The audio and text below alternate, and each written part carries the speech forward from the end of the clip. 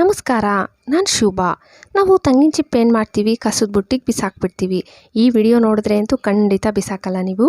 ನೋಡಿ, ಇದು ವಾಶ್ ಮಾಡೋ ಬಟ್ಟೆಗಳು ನಾವು ಒಂದು ಬುಟ್ಟಿಯಲ್ಲಿ ಹಾಕಿ ಇಡ್ತೀವಿ. ಅದರಲ್ಲಿ ಒಂಥರ ಸ್ಮೆಲ್ ಬರ್ತಾ ಇರುತ್ತೆ. ನಿಮ್ಗೆ ಆ ಥರ ಸ್ಮೆಲ್ ಬರಬಾರ್ದು ಅಂದರೆ ಒಂದಾಗಲಿ 2 ಕರ್ಪೂರ ಅದರೊಳಗಡೆ ಇಟ್ಬಿಟ್ಟು ಬಟ್ಟೆ ಇಡೋದ್ರಿಂದ ಯಾವುದೇ ಸ್ಮೆಲ್ ಬರೋದಿಲ್ಲ. ಈರುಳ್ಳಿ ನಾವು ಜಾಸ್ತಿ ತಂದುಬಿಟ್ಟು ಸ್ಟೋರ್ ಮಾಡಿಬಿಡ್ತೀವಿ. ಸ್ಟೋರ್ ಮಾಡಿದಾಗ ಒಳಗಡೆನೇ ಹಾಳಾಗಿಬಿಟ್ಟಿರುತ್ತೆ, ಇಲ್ಲ ಅಂದರೆ ಮೊಳಕೆ ಬರಬಾರ್ದು ಅಂತಂದರೆ ನೀವು ತಂಗಿನ ಚಿಪ್ಪು ಒಂದು ಸ್ವಲ್ಪ ಕೆಳಗಡೆ ಹಾಕ್ಬಿಟ್ಟು ಅದ್ರ ಮೇಲೆ ಈರುಳ್ಳಿ ಇಡೋದ್ರಿಂದ ಮೊಳಕೆನೂ ಬರಲ್ಲ, ಹಾಳಾಗೋದಿಲ್ಲ ಈರುಳ್ಳಿ. ಬೇಕಾದರೆ ಟ್ರೈ ಮಾಡಿ ಟ್ರಿಕ್ಸು. ಒಂದು ವೇಸ್ಟ್ದು ಯಾವುದನ್ನ ಪ್ಲಾಸ್ಟಿಕ್ ಬೌಲ್ ತಗೊಂಡು ನಿಮ್ಮ ಮನೇಲಿ ಯಾವ ಶಾಂಪೂ ಯೂಸ್ ಮಾಡ್ತೀರಲ್ಲ ಆ ಶಾಂಪೂ ಒಂದು ಪ್ಯಾಕೆಟು 1 ಗ್ಲಾಸಷ್ಟು ನೀರು ಸೇರಿಸಿದ್ದೀನಿ. ಇದನ್ನು ಸ್ಪ್ರೇ ಬಾಟಲ್ಗೆ, ಅಕಸ್ಮಾತ್ ನಿಮ್ಮ ಹತ್ರ ಸ್ಪ್ರೇ ಬಾಟಲ್ ಇಲ್ಲ ಅಂದರೆ ವೇಸ್ಟ್ದು ಯಾವುದನ್ನು ಬಾಟಲ್ಗೆ ಸೇರಿಸ್ಬಿಟ್ಟು ನಾವು ನೈಟ್ ಹೊತ್ತು ಗ್ಯಾಸ್ ಸ್ಟವ್ ಕ್ಲೀನ್ ಮಾಡ್ತೀವಲ್ಲ, ನಾವು ಸೋಪಲ್ಲಿ ಕ್ಲೀನ್ ಮಾಡಿದ್ರೆ ಅಷ್ಟು ನೀಟಾಗಿ ಹೋಗಲ್ಲ. ಇದು ಲಿಕ್ವಿಡ್ ಈ ಥರ ಮಾಡಿಕೊಂಡ್ರೆ ಅಂಟೆಲ್ಲ ಬೇಗನೆ ಕ್ಲೀನ್ ಆಗಿಬಿಡುತ್ತೆ. ನೋಡಿ, ನಾನು ಸ್ಪ್ರೇ ಮಾಡ್ಕೊತಾ ಇದ್ದೀನಿ. ಸ್ಪ್ರೇ ಮಾಡಿದ್ಮೇಲೆ 5 ರಿಂದ 10 ನಿಮಿಷ ಬಿಡಬೇಕು. ಹಿಂಗೆ ಬಿಡೋದ್ರಿಂದ ನೀವೇನು ನಾರು ತಗೊಂಡು ಉಜ್ಜೋ ಅವಶ್ಯಕತೆನೇ ಇಲ್ಲ. ನೀಟಾಗಿ ಗಲೀಜೆಲ್ಲ ಬಂದುಬಿಟ್ಟಿರುತ್ತೆ. ಒಂದು ಕಾಟನ್ ಬಟ್ಟೆಯಲ್ಲಿ ನೀಟಾಗಿ ಒರೆಸ್ಬಿಟ್ರೆ ಸಾಕು. ನೋಡಿ, ನಾನು ಒರೆಸ್ಬಿಟ್ಟು ತೋರಿಸ್ತಾ ಇದ್ದೀನಿ. ಒಂದು 10 ನಿಮಿಷ ಬಿಟ್ಟಿದ್ದೆ ನಾನು.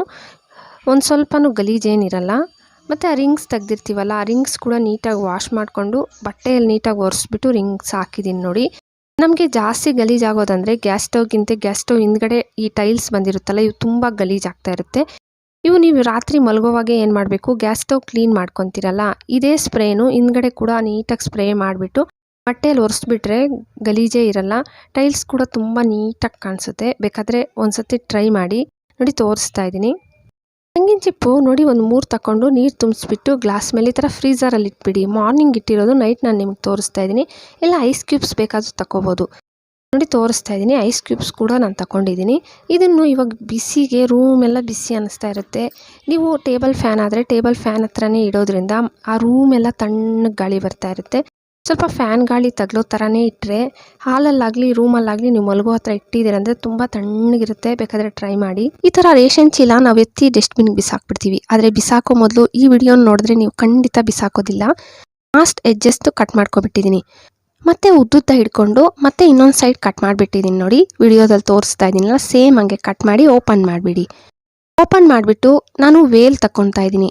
ಹಳೇದು ವೇಲು. ನಾವು ಡ್ರೆಸ್ ಯೂಸ್ ಮಾಡ್ತೀವಿ, ಆದರೆ ವೇಲುಗಳೇನು ಮಾಡ್ತೀವಿ, ಹಿಂದೆ ಹಾಕ್ಬಿಟ್ಟಿರ್ತೀವಲ್ಲ, ಆ ವೇಲು ಈಕ್ವಲ್ ಆಗಿ ಚೀಲ ಎಷ್ಟಿದೆಯೋ ಅಷ್ಟು ಕಟ್ ಮಾಡ್ಕೊಬಿಡಬೇಕು. ಅಷ್ಟಾದರೆ ಸಾಕು. ಇನ್ನು ಎಕ್ಸ್ಟ್ರಾ ಇದೆಯಲ್ಲ ಅದು ಮತ್ತೆ ಯೂಸ್ ಮಾಡ್ಕೊತೀನಿ. ತೋರಿಸ್ತೀನಿ ನಿಮಗೆ ವಿಡಿಯೋದಲ್ಲಿ ಏನಕ್ಕೆ ಬೇಕು ಅಂತ.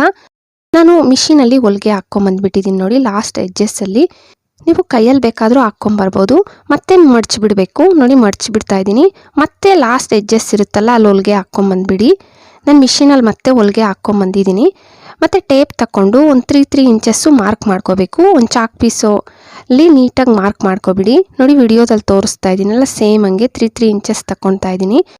ಎರಡೂ ಕಡೆನೂ ಸೇಮ್ ಹಂಗೆ ಗೆರೆ ಎಳೆದ್ಬಿಡಬೇಕು. ಟೇಪ್ ಇಟ್ಕೊಂಡೆ ನೀಟಾಗಿ ಗೆರೆ ಎಳೆದ್ಬಿಡಿ. ಗೆರೆ ಎಳೆದ್ಬಿಟ್ಟು ಕತ್ರಿಯಲ್ಲಿ ನೀಟಾಗಿ ಕಟ್ ಮಾಡಿಬಿಡಬೇಕು. 2 ಸೈಡು ಮಾಡಬೇಕು. ಸೇಮ್ ಇದೇ ಥರನೇ ನೀವು. ನಾನು ಒಂದು ಸೈಡ್ ತೋರಿಸ್ತಾ ಇದ್ದೀನಲ್ಲ, ಸೇಮ್ ಇನ್ನೊಂದು ಸೈಡು ಹಂಗೆ ಮಾಡಬೇಕು ನೀವು. ಗೆರೆ ಎಳ್ದಿರ್ತೀರಲ್ಲ, ಕರೆಕ್ಟಾಗಿ ಕಟ್ ಮಾಡಿದ್ದೀನಿ. ನೋಡಿ, ಎರಡೂ ಕಡೆನೂ ಕಟ್ ಮಾಡಿ ತೋರಿಸ್ತಾ ಇದ್ದೀನಿ. ಮತ್ತೆ ಅದನ್ನು ಈಕ್ವಲ್ ಕೈ ಹಾಕ್ಬಿಟ್ಟು ಬಟ್ಟೆನೂ ಹಿಡ್ಕೋಬೇಕು ನೀವು. ಬರೀ ಚೀಲನ ಹಿಡ್ಕೋಬಾರ್ದು, ಬಟ್ಟೆನೂ ಹಿಡ್ಕೊಂಡು ಈಕ್ವಲಾಗಿ ನೋಡಿ ಸೇಮ್ ಹಂಗೆ ಅದ್ರ ಮೇಲೇನೂ ಹೊಲಿಗೆ ಹಾಕ್ಕೊಂಬಂದ್ಬಿಡಿ. ಎರಡೂ ಸೈಡು ನಾನು ಹೊಲಿಗೆ ಹಾಕ್ಕೊಂಬಂದಿದ್ದೀನಿ. ನೋಡ್ತಾ ಇದ್ದೀರಲ್ಲ, ವಿಡಿಯೋದಲ್ಲಿ ತೋರಿಸ್ತಾ ಇದ್ದೀನಲ್ಲ, ಸೇಮ್ ಹಂಗೆ ಹೊಲಿಗೆ ಹಾಕ್ಬಿಟ್ಟು ಮತ್ತೆ ತಿರುಗಿಸ್ಬಿಡಿ. ಒಳಗಡೆ ಬಟ್ಟೆ ಇತ್ತಲ್ಲ ಆ ಭಾಗ ಇದನ್ನು ಒಳಗಡೆಗೆ ಹಾಕ್ಬಿಡಿ. ನೋಡಿ, ತೋರಿಸ್ತಾ ಇದ್ದೀನಿ. ಹಿಡಿಬೇಕಲ್ವ ಹಿಡ್ಕೊಳ್ಳೋಕ್ಕೆ. ಇದಕ್ಕೆ ಚೀಲದಲ್ಲೇ 1-2 ಪೀಸ್ ಕಟ್ ಮಾಡ್ಕೊಬಿಡಿ. ನಿಮ್ಗೆ ಎಷ್ಟು ಉದ್ದ ಬೇಕೋ ಅಷ್ಟುದ್ದ. ಆದರೆ ಬಟ್ಟೆನೂ ತಕ್ಕೋಬೇಕು. ವೇಲಲ್ಲೇ ಕಟ್ ಮಾಡ್ಕೊಂಡಿದ್ದೀನಿ. ಒಂದು ಸ್ವಲ್ಪ ಬಟ್ಟೆನ ಸ್ವಲ್ಪ ಜಾಸ್ತಿ ತಗೊಳ್ಳಿ. ಮತ್ತು ಸೇಮ್ ವಿಡಿಯೋದಲ್ಲಿ ನಾನು ಮಡ್ಚ್ತಾ ಇದ್ದೀನಲ್ಲ, ಹಂಗೆ ಮಡ್ಚಿಬಿಟ್ಟು ಮತ್ತೆ ಒಂದು ಸತಿ ಮಡ್ಚಬೇಕು. ಎರಡೂ ಕಡೆನೂ ಮಡ್ಚಿಬಿಟ್ಟು ಮತ್ತೆ ಅದ್ರ ಮೇಲೆ ಇನ್ನೊಂದು ಸತಿ ಮಡ್ಚಿಬಿಟ್ರೆ ನೋಡಿ, ನೀಟಾಗಿ ಹಿಂಗೆ ಹೊಲಿಗೆ ಹಾಕ್ಕೊಂಬರ್ಬೇಕು. ಸ್ವಲ್ಪ ದಪ್ಪ ಬರುತ್ತೆ. ಹಿಡಿನೂ ನೋಡಿ ಹೊಲಿಗೆ ಹಾಕ್ಬಿಟ್ಟಿದ್ದೀನಿ. ಒಂದು ಒಳ್ಳೆ ಕ್ಯಾರಿ ಬ್ಯಾಗ್ ಥರ ಯೂಸ್ ಮಾಡ್ಕೋಬೋದು. ಇಲ್ಲ ಇನ್ನು ಸ್ವಲ್ಪ ಚಿಕ್ಕದಾಗಿ ಹೊಲ್ಕೊಂಡ್ರೆ ನೀವು ಮಿಕ್ಸಿ ಮೇಲೆಲ್ಲ ಈ ಥರ ಹಾಕಿಡೋದಕ್ಕೆ ಯೂಸ್ ಮಾಡ್ಕೋಬೋದು. ನೀವು ಬೇಡ ಅಂತ ಬಿಸಾಕೋ ಚೀಲ ಮತ್ತು ವೇಲಲ್ಲಿ ಎಷ್ಟೊಂದೊಳ್ಳೆ ಬ್ಯಾಗ್ ರೆಡಿ ಆಯ್ತು. ನೋಡಿದ್ರಲ್ಲ, ಬೇಡ ಅಂತ ಬಿಸಾಕೋ ವಸ್ತುಗಳು ಕೂಡ ನಮಗೆ ಎಷ್ಟೊಂದು ಉಪಯೋಗಕ್ಕೆ ಬರುತ್ತೆ. ಪ್ಲೀಸ್ ವಿಡಿಯೋ ಇಷ್ಟ ಆಗಿದೆ ಅಂದ್ಕೊತೀನಿ. ಇಷ್ಟ ಆದರೆ ಅಂತೂ ಲೈಕ್ ಕೊಟ್ಟು ಸಬ್ಸ್ಕ್ರೈಬ್ ಮಾಡ್ಕೊಳ್ಳಿ. ಫ್ಯಾಮಿಲಿ ಫ್ರೆಂಡ್ಸ್ಗೆ ಶೇರ್ ಮಾಡಿ. Thank you friends.